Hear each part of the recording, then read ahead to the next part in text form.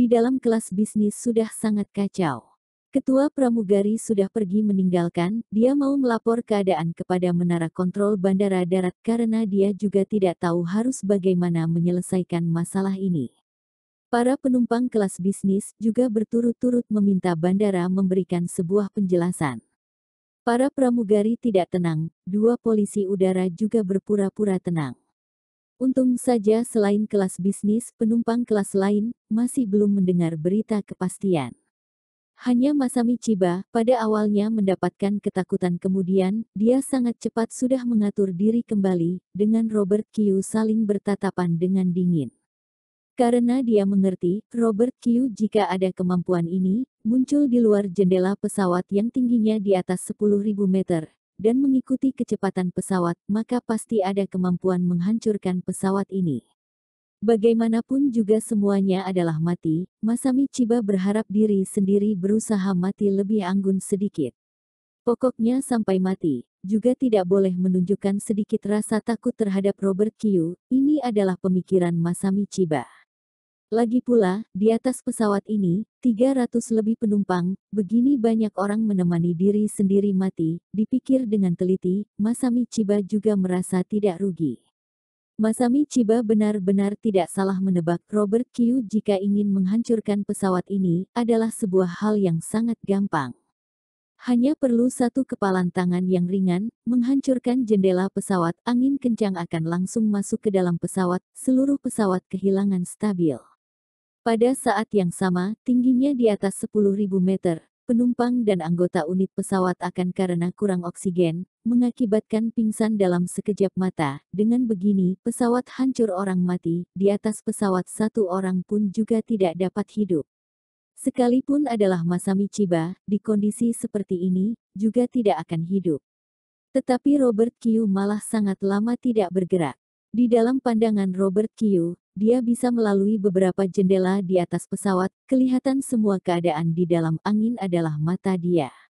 Dia kelihatan di atas tempat duduk dekat jendela yang kelas bisnis, sepasang kekasih kecil sedang mesra-mesraan, tetapi gerakan mereka sangat cocok juga seperti sengaja menekan suara ketawa, khawatir pengaruh penumpang yang lain. Seorang lelaki setengah baya di sebelah lorong situ menunjukkan ekspresi sedikit tidak puas dan iri hati, dia kelihatan sangat kesepian, rambut berantakan, wajah penuh kumis. Di jendela lain, ada seorang wanita cantik sedang minum jus jeruk, dia kelihatan sangat suka minum minuman seperti ini, selesai minum satu gelas kemudian, meminta pramugari yang lewat mengisi segelas lagi. Ekspresi wajah pramugari ada sedikit pucat tetapi masih membantu wanita cantik mengantar jus jeruk kemari. Pada saat memberikan jus jeruk pramugari ada sedikit linglung, tidak sengaja tangannya gemetar sebentar, jus jeruk tumpah di atas tangan wanita cantik. Ya, maaf, Anda tidak apa-apakan.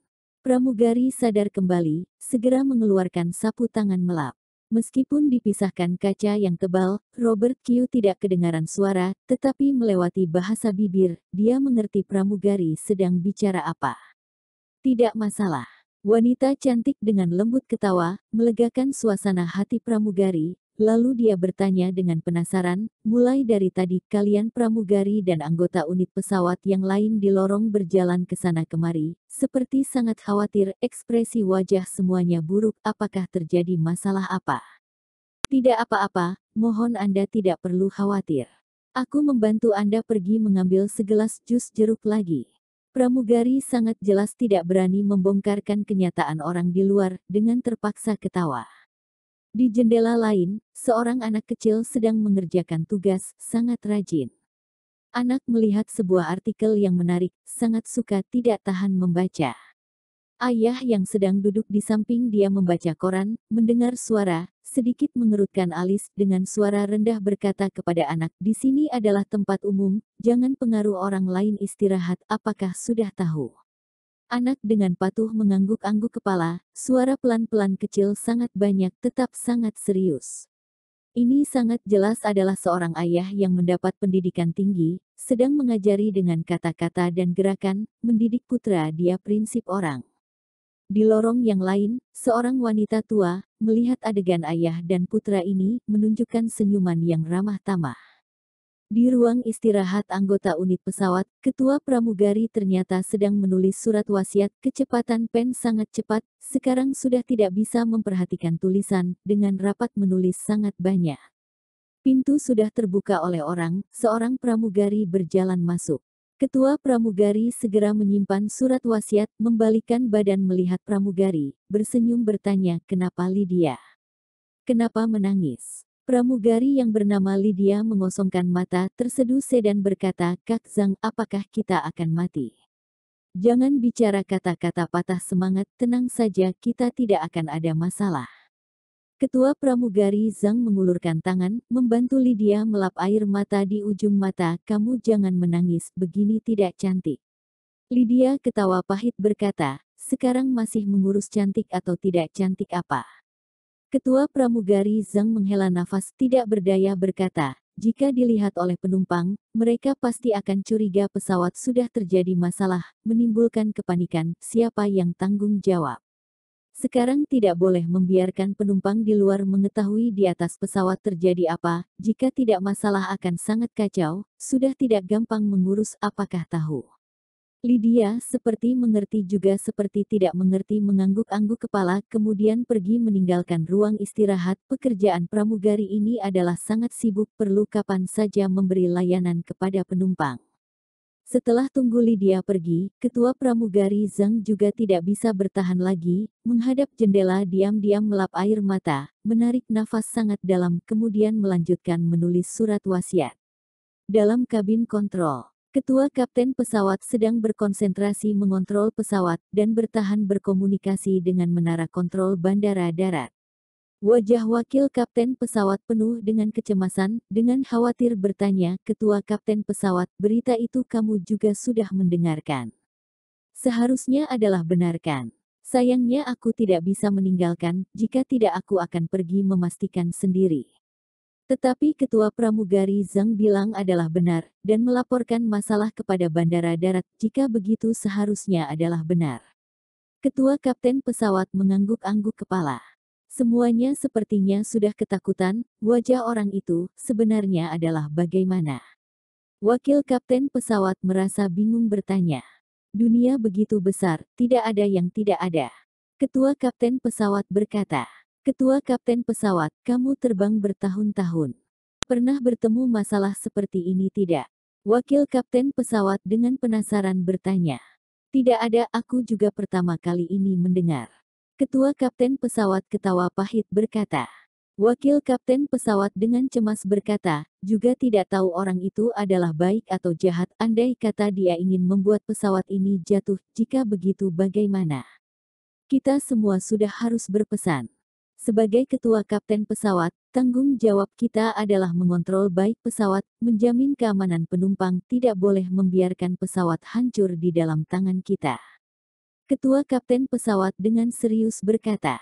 Berhenti sebentar, dia melanjutkan berkata, "Jika terjadi masalah yang tidak bisa dikontrol, jika begitu juga tidak bisa berbuat apa-apa, satu-satunya hal yang bisa kita lakukan adalah menggunakan pengetahuan profesional diri sendiri, berusaha semaksimal mungkin untuk menyelesaikan tanggung jawab diri sendiri, lakukan yang terbaik, mengangkat kepala berpikir merasa diri sendiri tidak bersalah terhadap langit, menundukkan kepala berpikir merasa diri sendiri tidak bersalah terhadap orang lain, walaupun mati juga dengan rela." "Aku sudah mengerti." Wakil kapten pesawat dengan tegas mengangguk-angguk kepala. Seperti sedang menonton film, Robert Kyu bisa sesuka hati menggantikan pandangan, melihat seluruh kondisi di dalam pesawat. Dia tidak bergerak memecahkan kaca, meskipun ini bagi dia adalah hal yang sangat gampang.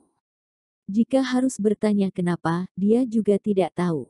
Kemampuan Robert Kyu adalah mengontrol kekuatan angin, dikarenakan bisa mengikuti pesawat, juga adalah karena kecepatan angin.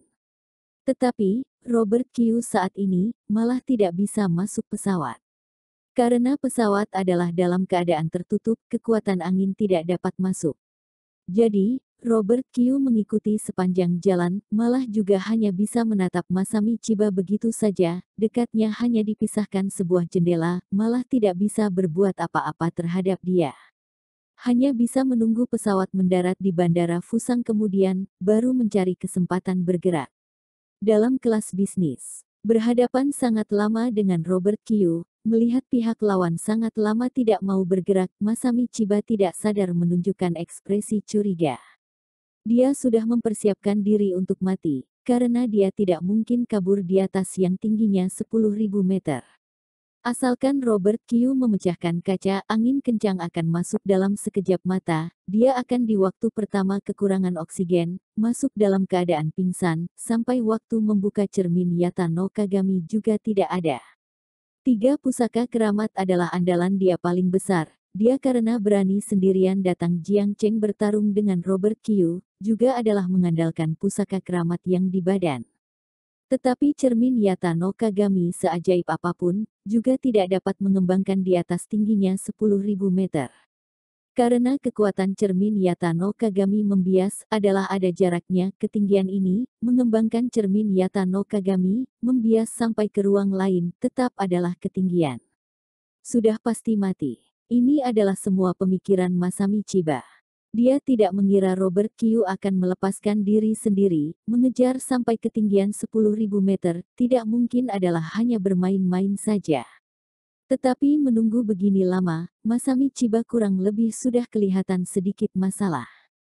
Sangat cepat dia langsung berpikir mengerti alasan Robert Kyu tidak mau bergerak, bengong sesaat, di luar dugaan ketawa keluar suara. Dia ketawanya sangat berlebihan, ketawanya sangat tidak masuk akal, bahkan mengulurkan tangan, menunjuk Robert Kyu di luar jendela, badan tidak berhenti gemetar, seperti sedang ketawa pihak lawan adalah seorang bodoh. Kamu ternyata demi beratus-ratus nyawa ini, melepaskan kesempatan begitu baik untuk membunuh aku, ternyata Windstalker yang berwibawa tetap adalah seseorang yang baik hati. Robert Kyu meskipun tidak dapat mendengar suara dia, tetapi malah bisa melewati bahasa bibir mengetahui pihak lawan sedang bicara apa. Terhadap sindiran Masami Chiba, dia tidak merasa peduli, hanya dengan pelan membuka mulut, kamu seharusnya berterima kasih kepada penumpang di atas pesawat ini, adalah mereka membiarkan kamu hidup lebih lama lagi. Masami Chiba juga adalah melewati bahasa bibir Robert Kyu, mengerti maksud pihak lawan, dia ketawa dingin berkata, tengah langit adalah dunia kamu, mati di kondisi begini, aku sampai kesempatan meronta juga tidak ada. Tetapi sudah tiba Fusang, adalah sudah dunia aku, sampai saat itu siapa hidup siapa mati, sudah tidak pasti. Oh iya, kita lihat saja nanti. Robert Kyu sedikit ketawa. Masami Chiba dengan dingin mengeluarkan suara, tidak bertatapan dengan Robert Kyu lagi, membalikkan badan, dalam hati sudah melakukan keputusan. Tunggu pesawat mendarat, dia langsung segera menggunakan cermin Yata no Kagami, pergi meninggalkan bandara, pergi mencari Ryoma Shinichi, bergabung melayani Robert Kyu. Dia sudah tahu perbedaan diri sendiri dengan Robert Kyu, jadi tidak akan memaksa bertarung sendiri. Luka Ryoma Shinichi sudah sembuh lumayan, percaya pihak lawan juga pasti sangat tertarik bertarung sekali lagi dengan Robert Kyu. Bisa bertarung menang dari Robert Kyu, Masami Chiba sama sekali tidak peduli, yang penting adalah membiarkan Ryoma Shinichi mengundurkan waktu kemudian menunggu orang kelompok Living Grow datang membantu.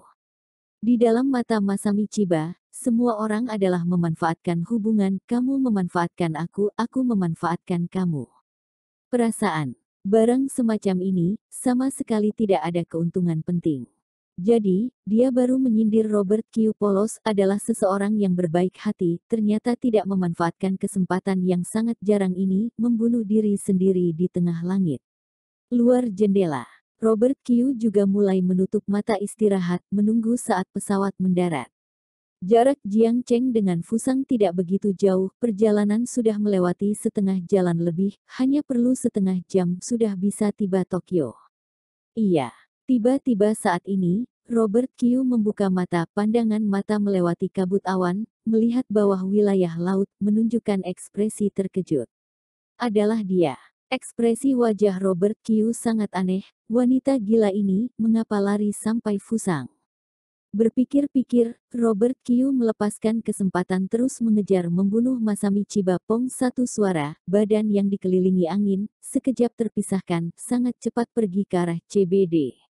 Dia kenapa sudah pergi? Masami Chiba juga menunjukkan ekspresi wajah yang di luar dugaan, tidak kepikiran alasannya. Tetapi begini juga bagus, tidak perlu membuka cermin Yata no Kagami kabur, dia ada waktu yang banyak untuk mempersiapkan siasat untuk bertarung, menghadapi Robert Kyu lain kali menyerang. Wilayah Lautan Fusang. Sebuah perahu kayu kecil melayang melintasi lautan, akhirnya tiba Fusang. Di atas perahu hanya ada dua perempuan, semuanya adalah berdiri, tidak ada orang mendayung, perahu kecil mengikuti arus air berjalan.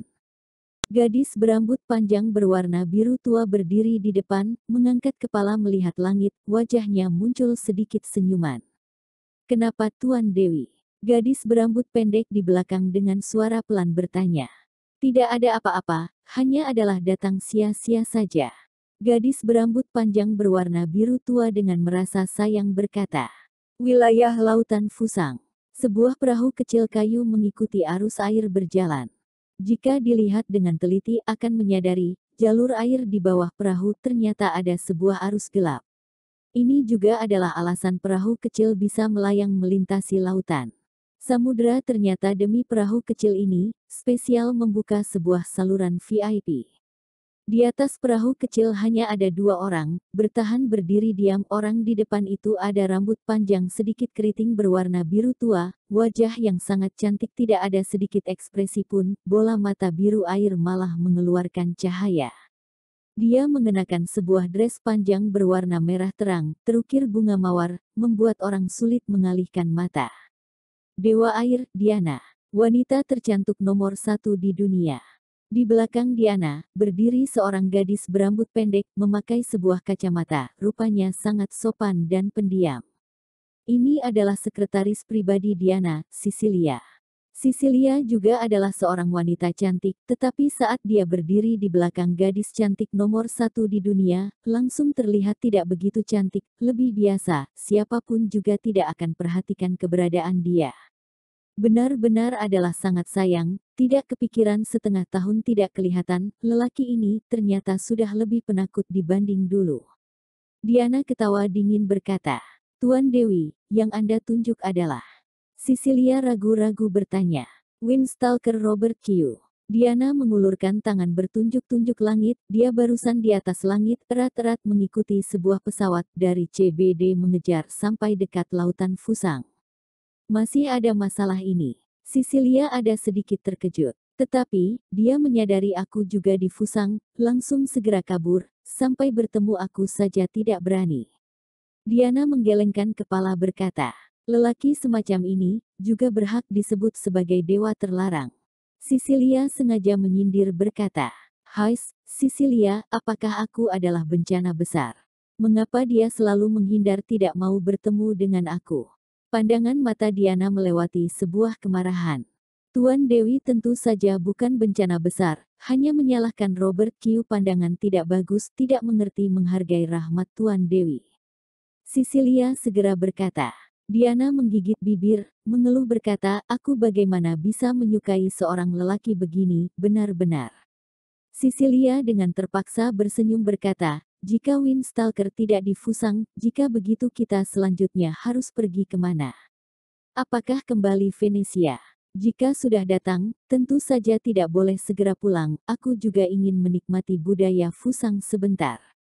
Diana bergumam berkata, "Fusang bukannya ada seorang jenderal besar bernama Ryoma Shinichi, dengar-dengar dia waktu itu bertarung dengan Robert Kyu, sengaja membuat lingkungan tidak berangin, memukul Robert Kyu hingga terluka parah.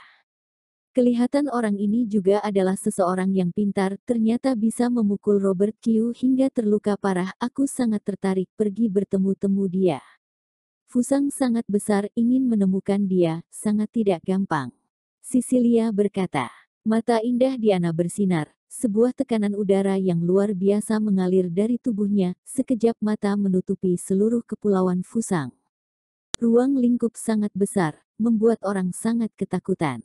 Rakyat di dalam Fusang, di saat ini, segera merasakan sebuah arus udara yang luar biasa dan lembab, dengan keras menekan di dalam hati, tidak bisa bernafas. Sebagian besar orang biasa merasa tidak nyaman, mereka hanya menganggap akibat cuaca, sudah mau turun hujan, jadi dalam hati sangat sesak nafas, tidak menganggap apapun. Hanya orang yang kekuatan mencapai level tertentu, baru bisa mengerti ini pada dasarnya bukan akibat cuaca apa, tetapi adalah ada orang di suatu tempat melakukan tekanan udara, melaksanakan pekerjaan mencari. Saat ini, seluruh gerakan Fusang, semuanya di pengawasan orang ini. Tokyo, keluarga kerajaan, tempat tinggal keluarga kerajaan. Kamar gelap di bawah tanah keluarga kerajaan, tiga orang tua pelan-pelan membuka mata, menunjukkan ekspresi yang sangat mengejutkan. Apa yang terjadi? Siapa yang di ruang lingkup besar mencari orang? Zaman sekarang ini, di luar dugaan ada orang sekuat ini, benar-benar tidak takut. Apakah kita perlu maju ke depan? Alasannya bukan mengancam sampai keluarga kerajaan, jika begitu tidak ada hubungan dengan kita. Biarkan anak muda pergi ribut saja. Tiga orang tua menutup mata lagi, seperti menjadi batu. Kota Yokohama. Di dalam sebuah halaman catur kecil. Dua orang tua sedang bermain catur, wajah yang pucat selalu membawa senyuman yang ramah tamah. Kakek, aku ingin makan permen. Seorang anak laki-laki kecil yang lucu berlari kemari terengah-engah berkata. Hehe, makan saja makan saja. Kakek tua dari dalam kantong mengeluarkan permen, dengan ketawa-ketawa berkata. Anak laki-laki kecil yang lucu mengambil permen langsung lari pergi, kakek tua melihat bayangan cucu laki-laki, membalikkan kepala mengambil sebuah catur, tangannya mengulurkan di tengah langit, pandangan mata melihat lawan caturnya, pandangan mata menjadi tajam. Nenek tua yang di seberang sedikit mengangguk kepala pakai bahasa bibir berkata, jangan keluarkan suara, kita sudah diamati oleh orang. Kakek tua iya sekali, menunjukkan pandangan ragu-ragu lagi, bertanya pihak lawan apakah tahu orang ini adalah siapa. Nenek tua menggelengkan kepala, menunjukkan bahwa diri sendiri juga tidak tahu. Dua orang saling bertatapan mata, semuanya menunjukkan ekspresi khawatir. Kyoto di dalam sebuah aula seni bela diri. Di bawah pohon bunga sakura, seseorang memakai kacamata, pria setengah baya mengenakan baju putih kimono, sedang mencoba pedang dengan murid, mengajari murid bagaimana menghadapi musuh.